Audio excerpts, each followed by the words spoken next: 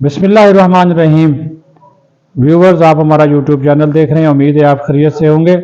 आज कौमी सलामती की पार्लिमानी कमेटी ने मुल्क में अमन व अमान, दहशतगर्दी के खात्मे के लिए दो टोक फैसले किए। दहशतगर्द हों, उनके सहूलतकार हों, उनकी माली मदद करने वाले हों, सब के खिलाफ जो है वो बिला इम्तियाज़ न सिर्फ कार्रवाइयाँ बल्कि ऑपरेशन जारी रहेंगे, बल्कि इन ऑपरेशन को मंतकी अंजाम तक भी पहुँचाया जाएगा। और जो अनासर डिजिटल दहशतगर्दी करते हैं उनका भी मुकम्मल सद्देबाप करने के लिए, बंदोबस्त करने के लिए तरीकाकार जो है वो वज़ा किया जाएगा। पूरी पार्लियामेंट आज जो है वो चीफ ऑफ आर्मी स्टाफ, अफवाज पाकिस्तान, FC, पुलिस, कानून नाफज करने वाले खुफिया अदारों के साथ खड़ी हुई जो है वो नजर आई।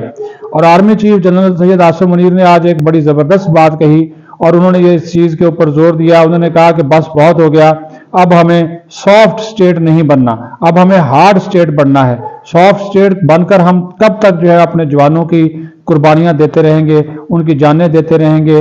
अब हमें हार्ड स्टेट बनना है और उन अनासर को जो कि पाकिस्तान को कमज़ोर करना चाहते हैं, उनकी साजिशें जो है वो नाकाम बनानी है। ये बहुत ज़रूरी है। और उन्होंने कहा कि जो उलमा इकराम हैं वो भी जो फितना अल खारिज जो है वो इस्लाम का मसख शुदा जो चेहरा है वो पेश कर रहे हैं, वो उनका पर्दा चाक करें, ऐसे अनासर का और फितना अल खारिज को बेनकाब करें, जो कि इस्लाम का जो एक असल पैगाम है उसको भी जो है वो तोड़ मोड़ कर पेश कर रहे हैं। फिर साथ ही साथ उन्होंने कहा कि पाकिस्तान जो है वो इंशाल्लाह पूरी दुनिया जो ताक़यामत रहने के लिए बना है, कोई इसको कमज़ोर नहीं कर सकता। हमें जो है वो इत्तेहाद दिखाना है, यकजहती दिखानी है, अपनी जो सलामती है उसको यकीनी बनाना है, और जो दुश्मन पाकिस्तान को कमज़ोर करना चाहते हैं उनको पैगाम देना है कि हम सब मुत्तहिद हैं। और आज का दिन ये पैगाम देता है कि सब मिलकर काम करें। उन्होंने कहा कि जितने भी लोग हैं, जो भी ये नासर हैं, वो सब मिलकर अगर काम करेंगे तब तो और से मुल्क के मफाद में भी है और कौमी मफाद में भी होगा। और इस हवाले से उन्होंने कहा कि जो राय आ रही है, जो इक़दामात उठाए जा रहे हैं, जो आज कौमी सलामती की कमेटी के अंदर उन्होंने इज़हार ख्याल किया, उसके बाद फिर वज़ीर आज़म ने भी कहा और उसके बाद फिर 2 सफ़ात पर मुश्तमिल एक एलामिया भी जारी किया गया। और उस एलामिया में ये बात जो है वो जोर देकर कही गई कि जो अनासर पाकिस्तान को कमज़ोर करने की कोशिश करेंगे और ये जो दहशतगर्दी की जा रही है, और इसके जो इनके सहूलतकार हैं, जो इनकी फंडिंग करते हैं, जो इनके पीछे हैं, जो इनके हैंडलर हैं, उन सब का जो है वो मुकाबला जो है वो किया जाएगा। और साथ ही साथ इस अज़म का भी इआदा किया गया कि पाकिस्तान की सलामती के ऊपर, पाकिस्तान के दिफा के ऊपर किसी किस्म का कोई समझौता नहीं होगा। जो अफवाज पाकिस्तान, जो FC, police, rangers, intelligence agencies के जो शोहदा हैं जिन्होंने इस मुल्क के लिए कुर्बानियाँ दी हैं, उनको ज़बरदस्त अल्फाज में खराज अक़ीदत पेश किया गया और कहा गया कि ये कुर्बानियाँ जो हैं वो रायगान नहीं जाएंगी। वज़ीर आज़म ने यह भी कहा कि हमने बहुत नुकसान उठा लिया कि 150 अरब डॉलर का तो सिर्फ पाकिस्तान की मईशत को नुकसान हुआ है इस दहशतगर्दी की वजह से।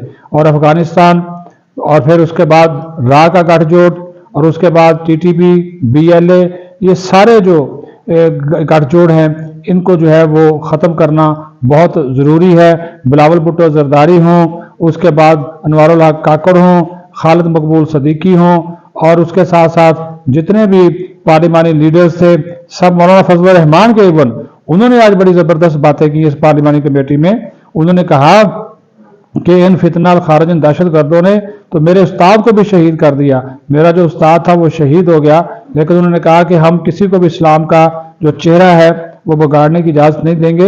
ये भी कहा कि सियासी इख्तलाफात हैं, और लेकिन सियासी इख्तलाफात अब यहाँ पे डिस्कस करने का टाइम नहीं है, वो हमारे सियासी इख्तलाफात चलते रहेंगे। इंतखाबात के हवाले से, दीगर अमूर के ऊपर, सियासत के हवाले से हुकूमत के साथ इख्तलाफात चलते रहेंगे, लेकिन जहाँ पे बात कौमी मफाद की आएगी, मुल्की मफाद की जहाँ पर बात आएगी, तो हम जो है वो सारे इकट्ठे होंगे।